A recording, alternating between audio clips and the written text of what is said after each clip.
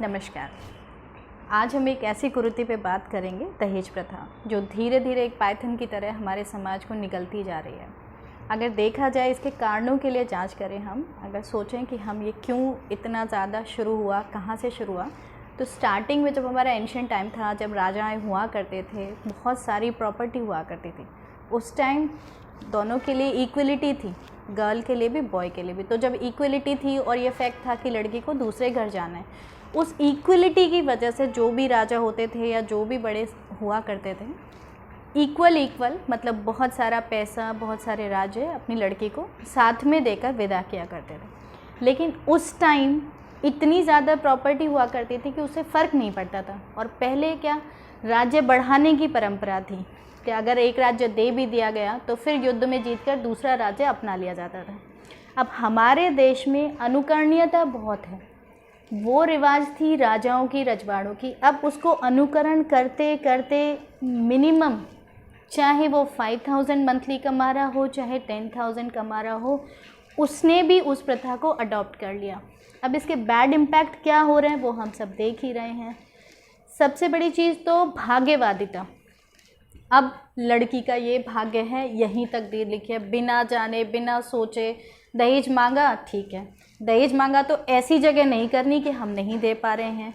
फिर उससे हो क्या रहा है कि जो एक्चुअल टैलेंट है, जो लड़की डिज़र्व करती है, वहाँ पे मैरिजेस नहीं हो रही हैं।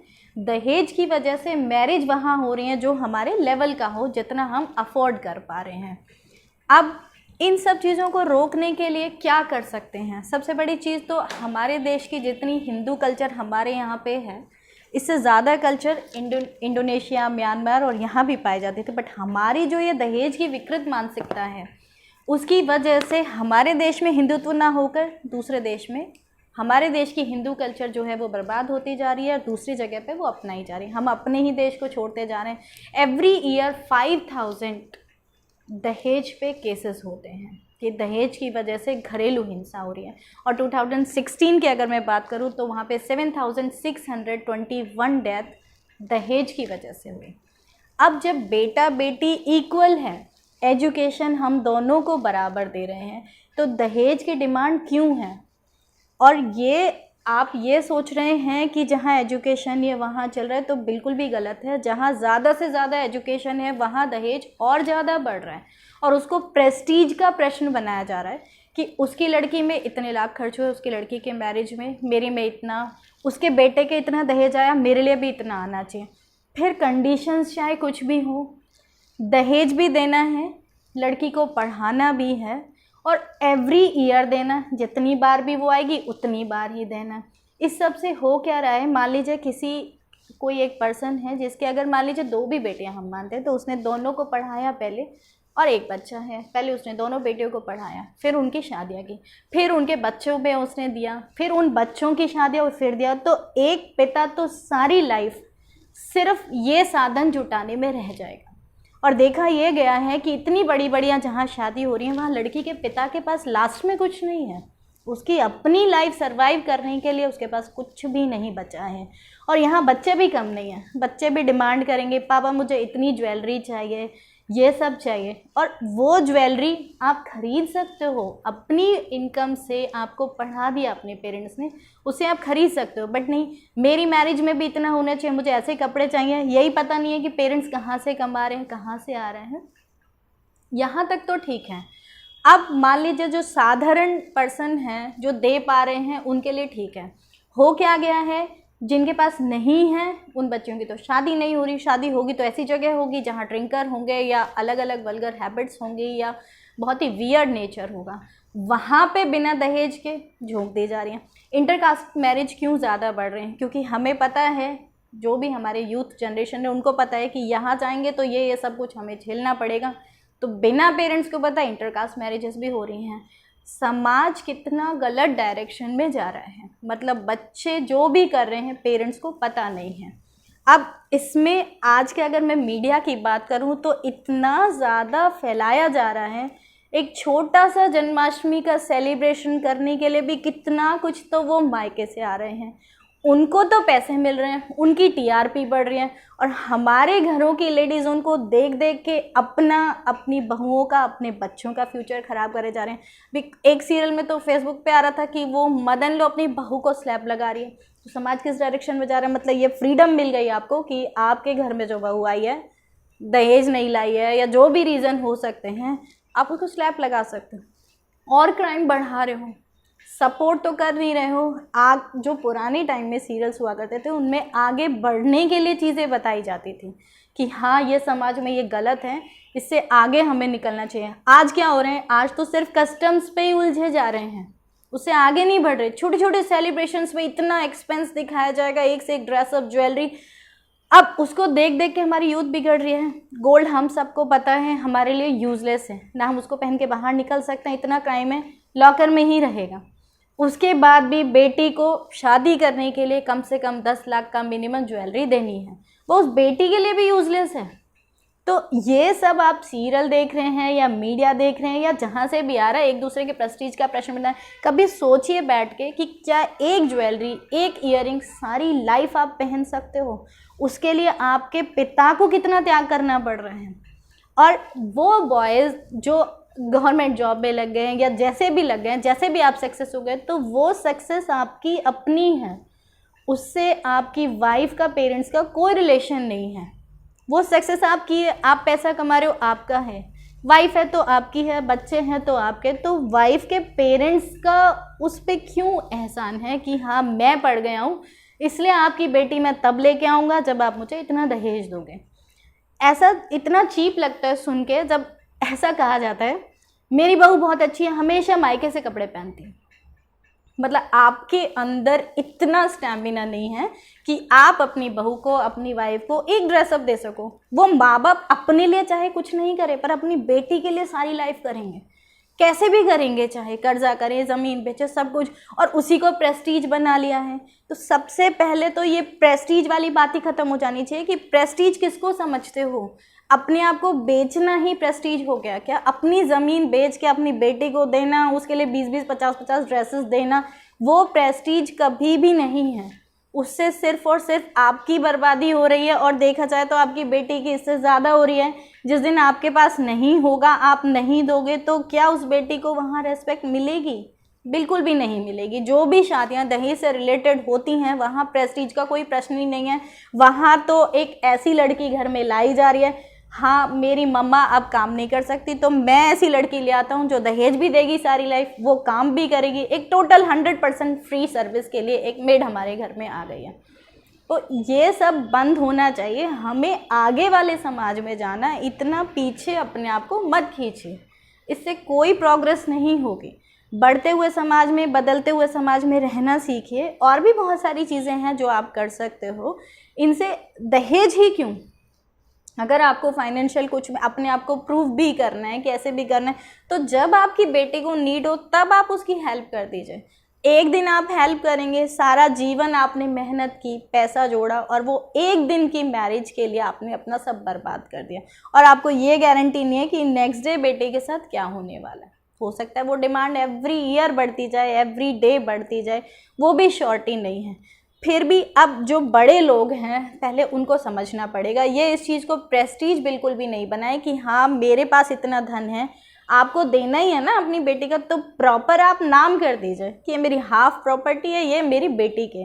ये जो दहेज की तरह से जो दे रहे हो, उससे जो छोटे छोटे लोग हैं वहाँ मुश्किलें खड़ी हो रही हैं। वहाँ उन लोगों के पास अपने पास खाने के लिए नहीं है, लेकिन उन बच्चियों की शादियाँ नहीं हो रही, और हो भी जाती हैं तो लाइफ और ज़्यादा ख़राब है। अब जो शगुन का है वो भी थोड़ा सा बंद होना चाहिए कि शगुन कहते हैं, चाहे राखी हो या कुछ भी हो, अब उसको भी प्रेस्टीज है, उस शगुन के लिए भी उसको पूरे परिवार को देना है। तो हम अगर लेडीज़ ये समझ लें कि नहीं इस शगुन की नीड कहाँ आ रही है, सिंपल सी चीज़ें, हाँ राखी है तो ठीक है, भाई बहन का त्यौहार हो गया, बाकी किसी की नीड नहीं है। ये जो छोटी छोटी कस्में हैं, चाहे भात हो गया, ये जो इतनी कस्टम्स हैं, इतनी रस्में बना रखी, हर चीज़ पे आप बार बार वो भी एक दहेज ही है। आजकल तो ये देखने को आ रहा है कि भात से ही मैरिजेस हो जाती है, आधी शादी तो भात से हो जाती है। क्या हम इतने गए गुजरे हैं कि हम 20 साल बाद भी हमारे माँ बाप से पैसा लेंगे तब हमारे बच्चों की शादियाँ होंगी, और फिर हमें फिर अपनी वही चीज़ आपको अपनी ननद के साथ करनी है। इसको रोक दीजिए ना, ये चैनल कम हो जाएगा। सबसे बड़ी चीज़ तो यहाँ बेटा बेटी में डिफरेंस बहुत है। क्या डिफरेंस है समझ नहीं आता। अगर आपने संस्कार अच्छे दिए तो बहू भी आपकी उतनी सेवा करेगी, दामाद भी उतना ही सेवा करेगा। जहाँ बेटा पैदा हो गया वहाँ तो अपने आप को ऐसे समझने लग रहे हैं, चाहे वो कुछ नहीं कर रहा हो, वो तंबाकू गुटखा ही खा रहा हो, पर बेटा है इसलिए बहू आएगी और दहेज देगी। चाहे बहू कमाती हो, बेटा घर में बैठा हो। ये डिफरेंस ही नहीं निकल रहा है समाज से। मैं तो इतने एजुकेटेड लोगों को देखती हूँ, वो भी डिफरेंस नहीं ख़त्म कर पाए हैं। आज के टाइम में इतनी छोटी सी फैमिलीज़ हैं, यूनिक फैमिलीज़ हैं, आप कुछ भी कर लीजिए, जब अगर आपका बच्चा या बच्ची सक्सेस है, आपसे दूर तो जाएगा ही। फिर ये सोच के बैठना कि मेरा बच्चा सेवा करेगा, मेरी बच्ची बहू सेवा करेगी, ये गलत है। आप अपने आप को फिट रखें ना, आपको किसी की ज़रूरत ही नहीं होगी। आप अपने फाइनेंशियल, आप बचपन से, जब से बच्चा पैदा होता है तब से आप उम्मीदें लगाते जा रहे हैं, ये बड़ा होगा और फिर ये मेरी सेवा करेगा। आप आज तो जी लो, तब तक पता नहीं आप जियोगे या नहीं जियोगे, ये भी नहीं पता आपका बच्चा भी जिएगा नहीं जिएगा। और आप आज से 20 साल 30 साल की बाद की उम्मीदें लगा के बैठे हो, आपको पल भर का पता नहीं है। इन सब चीज़ों की ज़रूरत नहीं है। सोच को खुली रखें। मानसिकता ईश्वर का वरदान दोनों हैं, बेटा भी बेटी भी। संस्कारों की बात है, सिर्फ और सिर्फ संस्कारों की बात है। अगर बच्चे को संस्कार अच्छे दिए, वो भी आपकी सेवा करेगा, फिर वो किसी का दामाद हो तब भी सेवा करेगा, या बेटी है या बहू है, वहाँ डिफरेंस नहीं होना चाहिए। तो मेरा कहना यही है कि दहेज को ज़बरदस्ती आप लोगों ने, हम सब ने इतना बड़ा बना लिया है, कोई बड़ी चीज़ नहीं है। इसको बंद कर दीजिए। मृत्यु भोज भी इतना ज़्यादा बढ़ते जा रहा है। एक घर से कोई पर्सन चला गया और हमें वहाँ जाके खाना भी खाना पड़ेगा। इससे गलत मतलब मानसिकता कैसे हो सकती है। और वो भी प्रश्न है प्रेस्टीज का, कि उसके घर में किसी की डेथ हुई और वहाँ पे ऐसा खाना था, उसको भी लोगों ने प्रेस्टीज बना लिया।